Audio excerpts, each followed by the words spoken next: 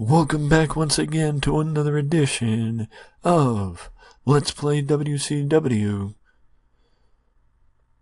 2000. And before we get going, I just wanted to say that we are approaching 1 year with this season. And, much like the TNA season, it's getting to the point where I have to start thinking, is this a season that's worth continuing past a year, or should I start putting a bow on it and wrapping things up? And as far as things are concerned now, it's worth continuing for now, but I don't know how much further it's worth going with it. So with that being the case, let's just get into it and see where things go from here. So, I also just want to mention that we are 2 weeks away from Spring Stampede. Live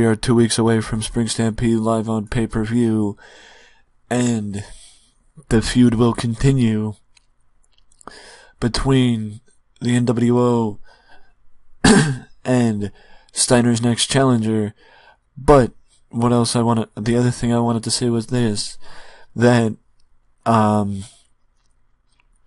other matches tonight and in the coming 2 weeks will start to get set for the pay-per-view coming up right around the corner. So with that being said, we kick off the show with a big opening segment with the members of the NWO 2000 and their partners from last week, Sid Vicious and the American Nightmare, starting in the ring with a promo. And then after a little bit, Hulk Hogan joins them, talking about his match coming up at Spring Stampede against Scott Steiner for the WCW World Heavyweight title. And then DDP comes out and joins him. And then Eddie Guerrero comes out and joins him. And that's when we find out the main event tonight will be Eddie Guerrero versus Sid Vicious in the main event. But either way, I don't want to say some new nooks and crannies have formed, but what I do want to say is, the NWO isn't just a center point anymore. They have some new partners in crime.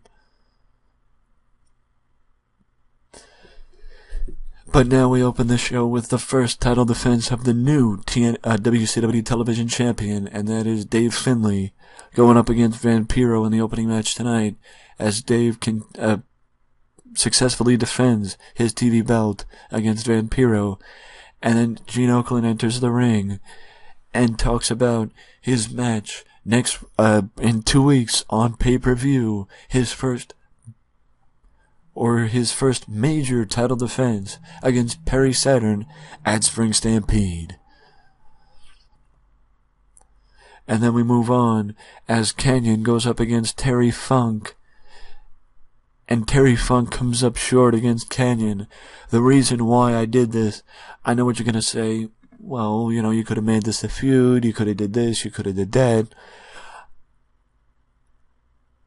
I mean, at this point, I don't know what I want to do with Terry Funk. I could still make it a feud, but I don't know what I want to do. But the reason why I made Funk lose is because I would like to push Kanyon. Because the point of this, part of the point of this season was to not only just phase out the, former top stars like a Terry Funk and like a Roddy Piper and like a Randy Savage, but also bring in new guys and elevate new guys at the expense of the older guys. So basically what I'm saying is, I plan on pushing Kanyon. I don't know how far, but I plan on pushing Kanyon, and a win against Terry Funk helps that.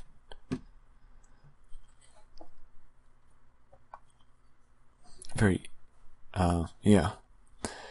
Speaking of title matches, Chronic successfully makes their first title defense as tag team champions against Kaz Hayashi and La Parka. And they basically say they're setting an example of what they're going to do to Billy Kidman and Rey Mysterio in 2 weeks at Spring Stampede when the Filthy Animals get their rematch against the current champions. And now we get back to the ring with Gene Okerlund standing by with Sid Vicious as Sid talks about his main event match tonight against Eddie Guerrero and also why he deserves a title shot against Scott Steiner.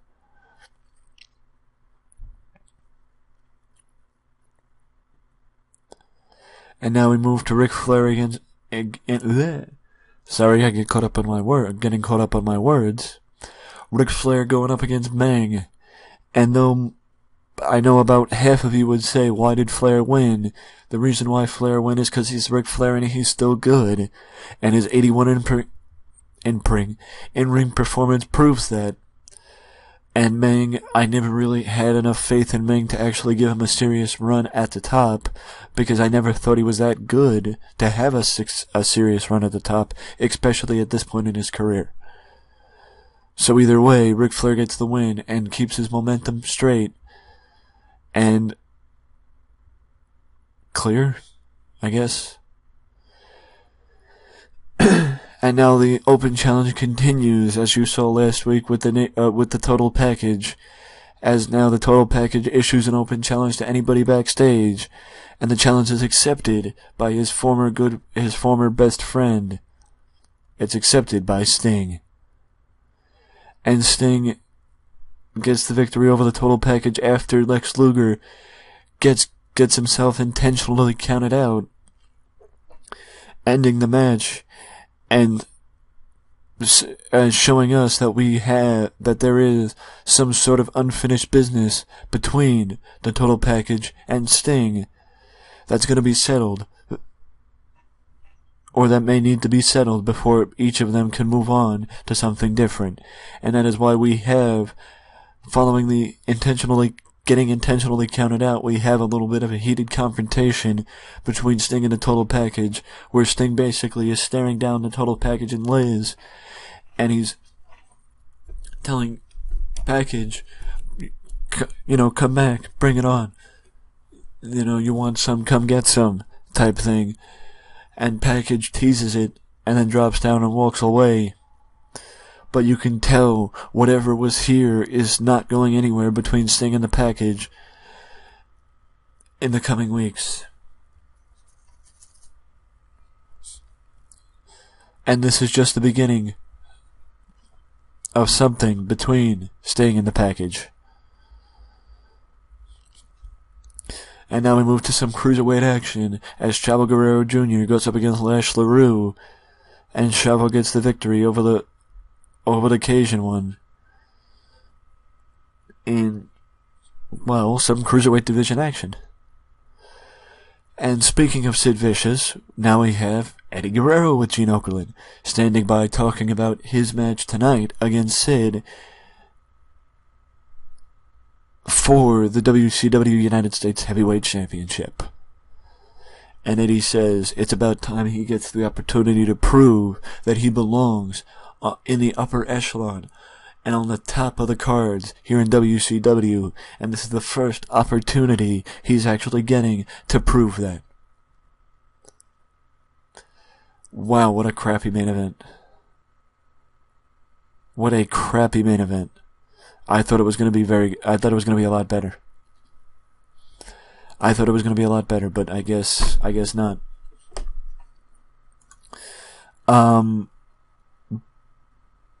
Yeah, fuck you. Either way, Eddie Guerrero gets the victory in a lackluster match against Sid Vicious. Yes, I know part of me is thinking now, why the hell did I book him against Sid?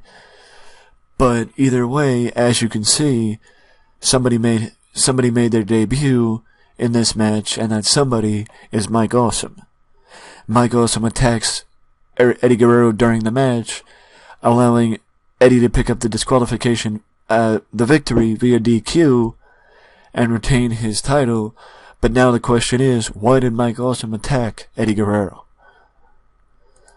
But for that, you'll have to find out next week, and unfortunately, we increased popularity in 23 regions. Yes, that's good, but we also lost popularity in 11, and had a pretty crappy show with a 70 final rating.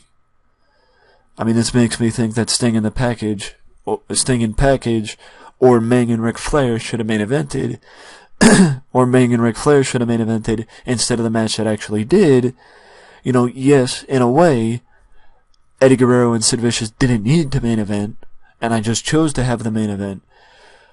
You know, either Sting could have main evented since this was his return, or Ric Flair could have main evented. But I chose to have Eddie main event, and of course I made a mistake. But either way, two feuds have kicked off tonight, as Sting and Package are going to have a short feud, and it's pretty clear with his actions in the main event, Mike Awesome wants the United States title. Or either he wants the United States title, or he just wants to eliminate the United States champion. Either way, to find out more, you'll have to wait till next week, because, well, this episode of Nitro's over. And if you like the way I'm going, and you like the direction this company is going, let me know down in the comment section below. But if you have any feedback or advice on what you'd like to see happen in WCW, let me know down in the comment section, because as always, feedback is more than welcomed and appreciated.